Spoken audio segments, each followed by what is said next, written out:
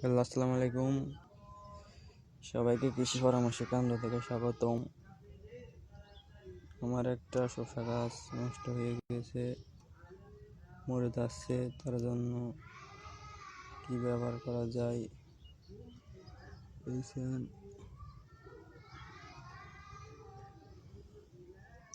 গাছগুলো অনেক সমস্যা হয়ে যাচ্ছে।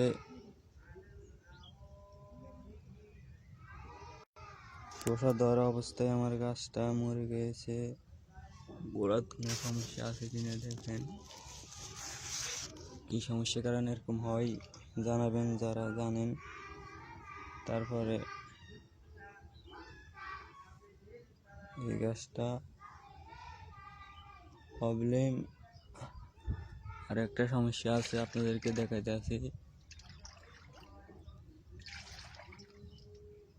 এই দেখেন পাতাগুলো এরকম হয়ে যাচ্ছে, এটা কি সমস্যা জানাবেন। তারপরে আরেকটা সমস্যা, গাছগুলো হলুদ হয়ে যাচ্ছে। তারপরে এই সমস্যা, গাছগুলোর পাতা কোঁকড়ানো হয়ে যাচ্ছে। এটা কি সমস্যা জানাবেন দয়া করে, যারা জানেন এই সমস্যার কথা।